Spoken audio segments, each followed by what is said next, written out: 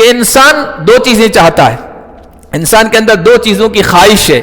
ایک وہ یہ چاہتا ہے کہ جاہ ملے، حیثیت ملے، اونچا مقام ملے، میں بڑا بنوں، انسان یہ چاہتا ہے. اور دوسرا انسان کے اندر حرص ہے، لالچ ہے، یہ فطری طور پر اس کے مزاج میں، اس کی طبیعت اور نیچر میں رکھی گئی ہے. تو جو بندہ نماز کی پابندی کرے گا اس کے اندر سے میں کی بیماری ختم ہو جائے گی، جاہ کی بیماری ختم ہو جائے گی، اور اپنے آپ کو بڑا سمجھنے کی بیماری ختم ہو جائے گی. کیونکہ انسان سب سے زیادہ جو اس کا اہم جز ہے، پیشانی ہے اور ناک ہے، وہ زمین پہ رگڑ دیتا ہے، رکھ دیتا ہے اللہ کے سامنے. اس سے بڑھ کر عاجزی اور بے بسی کیا ہوگی؟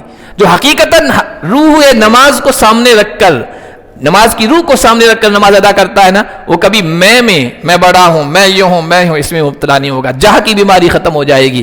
اور مال خرچ کرے گا تو مال کی محبت ختم ہو جائے. المشرکین منفکین حتی تأتیہم البینہ رسول من اللہ یتلو صحفا مطہرہ فیہا کتب قیمہ.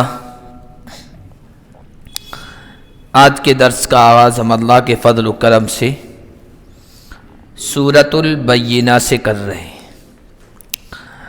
سورۃ البینہ مدنی سورت ہے، 1 رکوع اور 8 آیات پر مشتمل ہے. اس سے پہلے سورہ والتین میں، سورۃ التین میں اللہ تعالیٰ نے یہ ارشاد فرمایا تھا کہ ہم نے انسان کو بہترین انداز سے پیدا کیا ہے. پھر انسان یا تو نیکی کے راستے پہ چل کے اپنے لیول کو اوپر اٹھا لیتا ہے، یا برائی کا راستہ اختیار کر کے اسفل سافلین میں، انتہائی نچلے درجے میں اپنے کو گرا دیتا ہے، جب وہ انسان جانوروں سے بھی بدتر ہو جاتا ہے.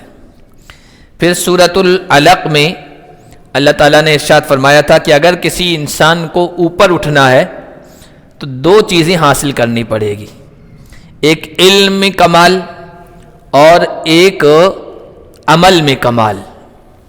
تو علم میں کمال اس کا ذکر سورۃ العلق میں ہے، عمل میں کمال عبادت کرنی پڑے گی، اللہ کی اطاعت و فرما برداری، اس کا ذکر سورۃ القدر میں انا انزلناہ میں بیان کیا گیا تھا. آج جو سورت ہے اس سورت کو سورۃ البینہ کہتے ہیں، سورہ لم یکن بھی کہتے ہیں. لم یکن کے لفظ سے شروع ہو رہی ہے اور پہلی آیت کے آخر میں البینہ آیا ہے، تو اس وجہ سے اس کو سورۃ البینہ بھی کہتے ہیں. اس سورت میں یہ بتایا گیا ہے کہ علمی کمال اور عملی کمال دونوں خوبیاں کہاں سے حاصل ہوگی، تو کہا کہ آخری رسول پاکیزہ صحیفے لے کے آئے ہیں اور بہترین احکامات لے کے آئے ہیں قرآن کی شکل میں، ان پر چل کر یہ دونوں خوبیاں انسان حاصل کر سکتا ہے.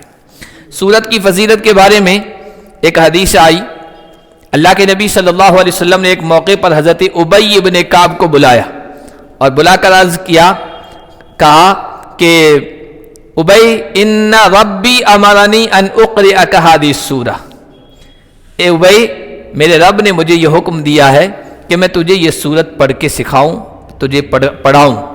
تو حضرت ابی ابن کعب نے کہا رسول اللہ میرے بارے میں یہ کہا اللہ تعالیٰ نے؟ حضور نے کہا ہاں تیرے بارے میں کہا ہے. تو یہ سن کر حضرت ابی ابن کعب آپ دیدہ ہو گئے، آنکھوں میں آنسو آ گئے. کہا کہاں میری ہستی، کہاں میں ایک عام سا بندہ، اور اللہ میرے بارے میں کہہ رہے ہیں نبی سے کہ ان کو یہ سورت پڑھائیں. تو اس سورت کی اہمیت ہے، اس وجہ سے یہ کہا گیا ہے. حضرت ابی بن کعب کا اس وجہ سے کہا، اصل میں اللہ کے نبی کے ہر صحابی کی الگ الگ خوبی تھی. یوں تو سب ہی ستارے تھے، ہدایت کے ستارے تھے، آسمان ہدایت کے سبھی ستارے تھے، خوبیوں کا مجمع تھے، لیکن کسی کسی میں کوئی خوبی بالکل الگ نمایاں تھی. جیسے حضرت عمر میں دین کے بارے میں بہت سخت تھے، اور حضرت ابو بکر میں بڑے رحم دل مشفق تھے. حضرت عثمان میں یہ نمایاں خوبی تھی کہ وہ حیادار تھے، بڑے حیا والے تھے. حضرت علی میں یہ خوبی تھی کہ کوئی بھی پیچیدہ مسئلہ اور چٹکیوں میں حل کر دیتے تھے، اقضاہم علی. اسی طرح حضرت معاذ بن جبل علماء کے سردار، کل قیامت کے دن علماء کی جماعت کا جھنڈا ان کے ہاتھ میں ہوگا. وہ حلال و حرام کو زیادہ جاننے والے تھے. حضرت زید بن ثابت علم میراث، علم فرائض کو اچھی طرح سے جانتے تھے. ہر صحابی کے اندر کوئی نہ کوئی خوبی الگ تھی، نمایاں تھی. تو حضرت ابی بن کعب کے بارے میں کہا اقرأہم ابی بن کعب، سب سے بہترین قرآن کو سمجھنے اور پڑھنے والے، قرآن کو پڑھنے والے قاری ابی بن کعب تھے. اس وجہ سے اللہ نے کہا ان کو یہ قرآن کی یہ سورت پڑھاؤ.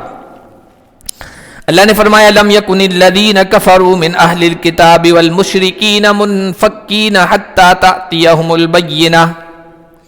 اہل کتاب میں سے جو کافر ہیں اور مشرک، شرک کرنے والے، یہ اپنی ڈگر سے، اپنی روش سے، گمراہی سے نہیں ہٹنے والے ہیں یہاں تک کہ ان کے پاس واضح دلیل آ جائے. اللہ کے نبی صلی اللہ علیہ وسلم سے پہلے جو لوگ اپنی جگہ پر اپنے زمانے میں صحیح ہوں گے لیکن انہوں نے صحیح راستہ چھوڑ دیا تھا، ان میں سے یہودی تھے، عیسائی تھے، یہ اہل کتاب کہلاتے ہیں، صابی تھے، ستارہ پرست تھے، یہ تیسرا گروپ تھا. چوتھا گروپ مجوسیوں کا تھا، یعنی ایران کے آگ کی پوجا کرنے والے پارسی جن کو کہتے ہیں. اور پانچواں گروپ تھا مشرکوں کا، بت پرستوں کا. اہل کتاب جن کو کتاب دی گئی لیکن انہوں نے اس میں گڑبڑی کر دی اور آخری نبی کو انہوں نے ہی نہیں مانا، اس وجہ سے ان کو بھی کافر کہتے ہیں. مشرک شرک کرنے والا بھی ہے اور کافر بھی ہے. ایمان کے لیے کیا ہے؟ اللہ کی توحید پر ایمان، رسول پر ایمان، آخرت پر ایمان، یہ ضروری ہے.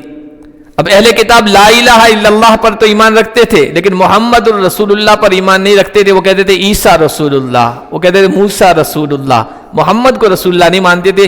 اس لیے کلمے کے دونوں جز پر ایمان ضروری تھا، اس لیے وہ کافر قرار دیے گئے اور شرک کرنے والے تو تھے ہی. تو یہ لوگ بہت گمراہیوں میں تھے اللہ کے نبی صلی اللہ علیہ وسلم سے پہلے.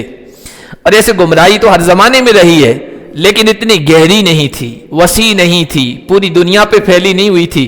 جہاں گمراہی ہوتی تھی نبی آ جاتے تھے اور ان کی اصلاح کرتے تھے، سماج سدھار کا کام کیا کرتے تھے. تو مختلف علاقوں میں نبی بھیجے گئے. لیکن اللہ کے نبی صلی اللہ علیہ وسلم کا جب زمانہ آیا نا، اس سے پہلے جو گمراہی تھی، ضلالت تھی، برائیاں تھی، وہ بہت گہری ہوئی تھی اور پوری دنیا میں پھیل گئی تھی.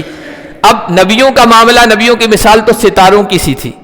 ستارے ٹمٹماتے تھے اور کفر و شرک کی جو گمراہی تھی، اندھیرا تھا، وہ چھٹ جاتا تھا. لیکن اللہ کے نبی سے پہلے ایسا زمانہ ہو گیا کہ معمولی ستاروں سے کفر کی، شرک کی تاریکی اور اندھیرا چھٹنے والا نہیں تھا. اب تو ضرورت اس بات کی تھی کہ سورج طلوع ہو، ستاروں سے کام نہیں چلے گا. اور وہ سورج طلوع ہونے والا تھا محمد الرسول اللہ کی شکل میں. تو یہ اپنی گمراہی کو چھوڑنے والے نہیں تھے یہاں تک کہ ان کے پاس بینہ آ جائے. بینہ سے مراد نبی پاک صلی اللہ علیہ وسلم کی ہستی ہے، آپ کی ذات گرامی ہے، جو سراج منیر، روشن کرنے والے سراج اور سورج کی شکل میں آئی. واضح دلیل آپ صلی اللہ علیہ وسلم مراد ہیں اس سے، البینہ سے. اور اللہ کے نبی صلی اللہ علیہ وسلم کی زندگی پوری ایک واضح دلیل ہے، ایک بہترین نمونہ ہے. کسی نبی کی زندگی اس طرح محفوظ نہیں کی گئی جس طرح نبی پاک صلی اللہ علیہ وسلم کی زندگی محفوظ کی گئی ہے. اس نبی اور رسول کے ماننے والوں نے ہی نہیں محفوظ کی. نہ حضرت عیسیٰ کی زندگی اس طرح محفوظ ہے، نہ حضرت موسیٰ کی زندگی محفوظ ہے، نہ کسی اور نبی کی. محمد الرسول اللہ کی جس طرح محفوظ ہے، پیدائش سے لے کر وفات تک. اور پھر 24 گھنٹے کا جو آپ کا معمول کیا تھا، روٹین کیا تھا، ہر کام کس طرح کیا کرتے تھے، چلتے کس طرح تھے، بیٹھتے کس طرح تھے، کھاتے کس طرح تھے، سوتے کس طرح تھے، بیدار کس طرح ہوتے تھے، یہاں تک کہ غسل کس طرح کرتے تھے، تیل کس طرح لگاتے تھے، سرما کس طرح لگایا کرتے تھے. ایک ایک چیز نمونہ نبی پاک صلی اللہ علیہ وسلم کا محفوظ ہے. اس اعتبار سے بھی بینہ ہے. اور کسی بھی یاد رکھیے انسان کی کامیابی کے لیے، کامیاب ہونے کے لیے اس کے سامنے نمونہ ہونا موجود ہے. کسی بھی فیلڈ میں نمونہ سامنے رکھتا ہے نا. کھیل والا کھلاڑی کو سامنے آئیڈیل رکھے گا کہ اس طرح مجھے بننا ہے تو وہ کامیاب ہوگا. تجارت والا، بیوپار کرنے والا کامیاب تاجر کا نمونہ اور آئیڈیل سامنے رکھتا ہے اور پھر محنت کرتا ہے. اسی طرح دنیا اور آخرت میں کامیابی کے لیے محمد الرسول اللہ کا نمونہ موجود ہونا چاہیے اور وہ محفوظ شکل میں موجود ہے. تو ان کے پاس واضح دلیل آ جائے تب تک یہ ماننے والے نہیں تھے، شرک اور گمراہی کو چھوڑنے والے نہیں تھے. رسول من اللہ یتلو صحفا مطہرہ، یہ بینہ کون ہے؟ بینہ واضح دلیل جس کے سمجھنے میں کوئی دشواری نہ ہو, کوئی پریشانی نہ ہو کہ اللہ کا رسول. کیوں دشواری نہیں؟ اس لیے کہ آسمانی کتابوں میں اس نبی کا تذکرہ ہے. نہ صرف اس نبی کا تذکرہ, نبی کی پیدائش کا ذکر, کس شہر میں یہ پیدا ہوگا, پھر وہاں سے مجبور کیا جائے گا ہجرت کرنے پر, جس شہر میں ہجرت کرے گا وہاں کا پورا نقشہ ان کی کتابوں میں موجود ہے کہ کیسا ہوگا وہ, نبی کی خصوصیات کیا ہوگی, خوبیاں کیا ہوگی, کیا چیزیں وہ قبول کریں گے, کیا چیزیں قبول نہیں کریں گے, ان کی گردن پر مہر نبوت ہوگی, اور ایک ایک چیز, یہاں تک کہ آپ کے صحابہ اور جانساروں کی صفات اور خوبیاں بھی پہلی آسمانی کتابوں میں بیان کی گئی تھی. اس لیے قرآن نے دوسری جگہ کہا نا, یعرفونہ کما یعرفون ابناءہم, یہ اس نبی کو اس طرح جانتے ہیں جس طرح اپنے بیٹوں کو جانتے ہیں. یہ ہے رسول بینہ, یتلو صحفا مطہرہ, یہ پاکیزہ صحیفے ان کو پڑھ کے سنائے گا. پاکیزہ صحیفوں سے مراد قرآن کریم کی صورتیں ہیں. ہر صورت میں ایک خاص پیغام ہے, ہر صورت میں ایک خاص پیغام ہے قرآن کریم کی. تو 114 صورتیں ہیں, اس طرح کے الگ الگ پیغام ان میں دیے گئے ہیں. یہی مراد ہے پاکیزہ صحیفوں سے. فیہا کتب قیمہ, ان صحیفوں میں, ان صورتوں میں کتب لکھی ہوئی چیز, کتب احکام, قیمہ منا درست اور مضبوط. ان صورتوں میں مضبوط درست احکامات ہیں, بہترین باتیں ہیں, زندگی کو کامیاب بنانے والی ان باتیں ان صحیفوں میں, ان صورتوں میں لکھی گئی ہے. اب کوئی کہہ سکتا ہے جب اتنا کچھ سب کچھ واضح ہے, وہ ہستی آ گئی, وہ سراج منیر طلوع ہو گیا, تو اہل کتاب کو تو فوراً مان لینا چاہیے تھا. انہوں نے جھگڑا کیوں کیا, انہوں نے مخالفت کیوں کی, مانا کیوں نہیں؟ تو اللہ نے فرمایا وما تفرق الذین اوتوا الکتاب الا من بعد ما جاءتهم البینہ, جن کو کتاب دی گئی تھی انہیں تفرقہ نہیں کیا, انتشار نہیں کیا, اختلاف نہیں کیا, مگر اس کے بعد کہ ان کے پاس وہ واضح دلیل آ گئی, نبی کی ذات آ گئی, اور اپنی کتاب کی نشانیوں کو سامنے رکھ کر انہوں نے پہچان بھی لیا کہ آخری نبی ہیں. آپ کو تعجب ہوگا, پہلے ہم درس میں بتاتے آئے ہیں, مدینے میں جو یہودی آباد تھے وہ یثرب کے رہنے والے اصلی باشندے نہیں تھے, مول نواسی وہاں کے نہیں تھے, یمن سے آئے تھے, شام سے آئے تھے. کیوں آئے تھے؟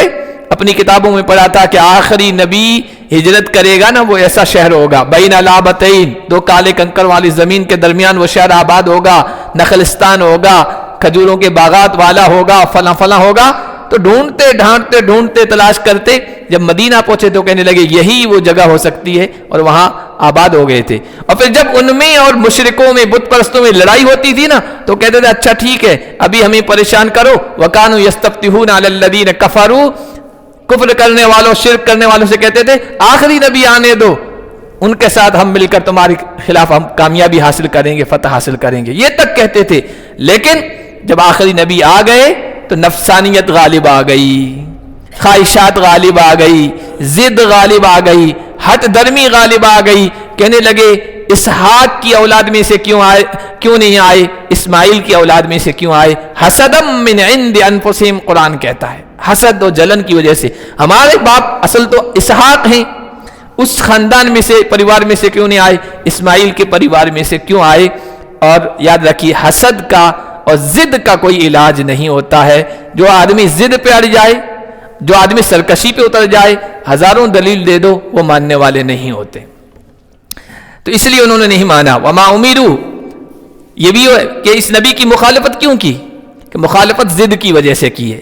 ورنہ مخالفت آدمی کب کرتا ہے؟ جب نیا آنے والا نیا مشن, نئی چیز, نئی بات پیش کرتا ہے. حالانکہ نبی نے نئی کوئی بات پیش نہیں کی, نبی نے کوئی نیا مشن شروع نہیں کیا تھا, نبی نے کوئی نیا پیغام نہیں دیا تھا. نبی تو اسی پیغام کو کنٹینیو کر رہے تھے, اسی مشن کو آگے بڑھا رہے تھے جو تمام نبیوں کا تھا. ہر نبی کو کیا حکم دیا گیا؟ وما امروا الا ليعبدوا الله مخلصين له الدين. ایک حکم یہ دیا گیا کہ اللہ کی عبادت کریں, اس کے لیے دین کو, عبادت کو, اطاعت کو, فرمانبرداری کو خالص کرتے ہوئے. ایک اللہ کی عبادت کریں, توحید, یہ تمام نبیوں کا مشن تھا. حنفاء, یکسو ہو کر, سب سے کٹ کر, سب کو چھوڑ کر, سب سے رشتہ توڑ کر ایک اللہ سے رشتہ جوڑنا اور ایک اللہ کا ہو کر رہ جانا, اس کو کہتے ہیں حنیف, حنفاء. وَيُقِيمُ الصَّلَاةَ، دوسرا ہر نبی جو حکم دیتا تھا اور ان کو بھی حکم دیا گیا نماز قائم کریں، وَيُؤْتُ الزَّكَاةَ، اور زکوٰۃ ادا کریں، وَذَلِكَ دِينُ الْقَيِّمَةِ، اور یہی سیدھا دین ہے، درست دین ہے۔ ہمارے ایک بزرگ گزرے بہت بڑے عالم، بہت بڑے ماہر، مولانا مناظر حسن گیلانی رحمۃ اللہ علیہ، انہوں نے ذَلِكَ دِينُ الْقَيِّمَةِ کا ترجمہ کیا۔ آپ کو تعجب ہوگا، اس زمانے میں 50-60 سال پہلے ہوگا، اس سے بھی زیادہ عرصہ، آج ہمارے کانوں سے ٹکرا رہا سناتن دھرم، سناتن دھرم، انہوں نے کہا ذَلِكَ دِينُ الْقَيِّمَةِ، سناتن دھرم یہی ہے، اسلام توحید والا، اس کے علاوہ کوئی نہیں۔ یہ انہوں نے ترجمہ کیا تھا اس زمانے میں، تو یہی سیدھا دین ہے۔ اب ہر نبی کو بنیادی جو تعلیمات دی گئی، ایک اللہ کی عبادت کرو، نماز قائم کرو، شکل اس کی الگ ہو سکتی تھی، اور اللہ کی راہ میں خرچ کرو، زکوٰۃ دو، یہ دو بنیادی چیزیں ہیں۔ ایک مالی عبادت ہے، زکوٰۃ مال خرچ کیا جاتا ہے، نماز یہ بدنی عبادت ہے، اس میں بدن استعمال ہوتا ہے، اور یہ دو چیزیں بعض حضرات نے کہا اس وجہ سے رکھی گئی یہ دو عبادتیں کہ انسان دو چیزیں چاہتا ہے، انسان کے اندر دو چیزوں کی خواہش ہے۔ ایک وہ یہ چاہتا ہے کہ جاہ ملے، حیثیت ملے، اونچا مقام ملے، میں بڑا بنوں، انسان یہ چاہتا ہے۔ اور دوسرا انسان کے اندر حرص ہے، لالچ ہے، یہ فطری طور پر اس کے مزاج میں، اس کی طبیعت اور نیچر میں رکھی گئی ہے۔ تو جو بندہ نماز کی پابندی کرے گا اس کے اندر سے میں کی بیماری ختم ہو جائے گی، جاہ کی بیماری ختم ہو جائے گی، اور اپنے آپ کو بڑا سمجھنے کی بیماری ختم ہو جائے گی، کیونکہ انسان سب سے زیادہ جو اس کا اہم جز ہے، پیشانی ہے اور ناک ہے، وہ زمین پہ رگڑ دیتا ہے، رکھ دیتا ہے اللہ کے سامنے۔ اس سے بڑھ کر عاجزی اور بے بسی کیا ہوگی؟ جو حقیقتاً روح نماز کو سامنے رکھ کر، نماز کی روح کو سامنے رکھ کر نماز ادا کرتا ہے نا، وہ کبھی میں بڑا ہوں، میں یہ ہوں، میں ہوں، اس میں مبتلا نہیں ہوگا۔ جاہ کی بیماری ختم ہو جائے گی، اور مال خرچ کرے گا تو مال کی محبت وہ ختم ہو جائے گی۔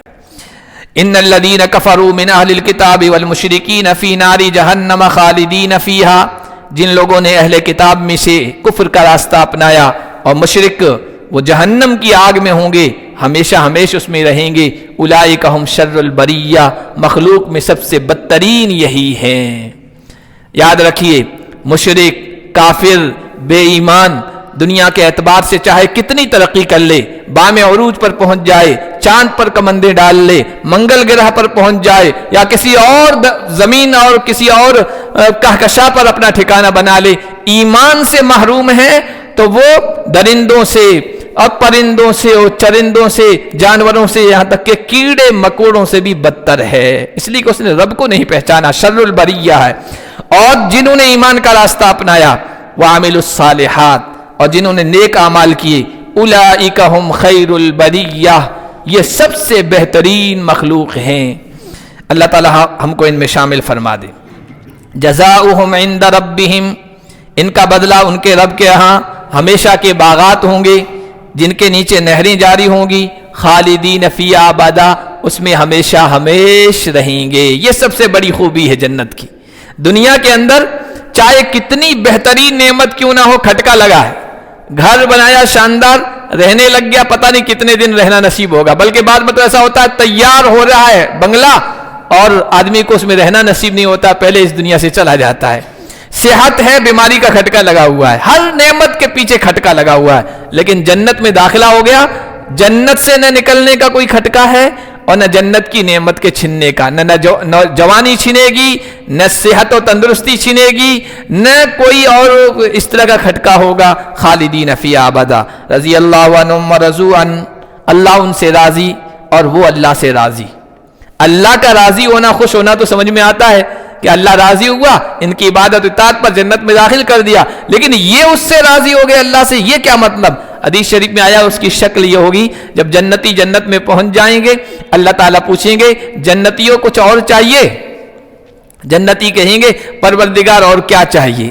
آپ نے ہمیں کامیاب کر دیا، جہنم سے نجات دے دی، جنت میں داخل کر دیا، نوازشوں کی انتہا کر دی، اب اور کیا چاہیے؟ تو اللہ تعالیٰ کہیں گے میں اور دیتا ہوں۔ وہ تعجب میں پڑیں گے اور کیا ہوگا، اور وہ حیرت میں ہوں گے کہ اللہ تعالیٰ کہیں گے الیوم احل علیکم رضوانی فلا اسخط علیکم بعدہ ابدا، آج میں اپنی رضامندی، اپنی خوشی تم پر اتارتا ہوں، آج کے بعد ناراض نہیں ہوگا، میرے ناراض ہونے کا کھٹکا ختم، تو جنتی اتنے خوش ہوں گے کہ اس سے بڑھ کر کوئی اور خوشی نہیں ہوگی. تو جنتی بھی اللہ تعالیٰ سے راضی ہو جائیں گے، خوش ہو جائیں گے. ذالک لمن خشی ربا، یہ ملے گا اس شخص کو جو اپنے رب سے ڈرے. رب کا ڈر، رب کا خوف، رب کی خشیت یہی ہے جو جنت والے اعمال کرنے پر انسان کو آمادہ کرتی ہے اور جہنم والے اعمال سے انسان کو بچاتی ہے. یہ خوف اور ڈر ہی ہے. اللہ ہم سب کو اس دولت سے نوازے.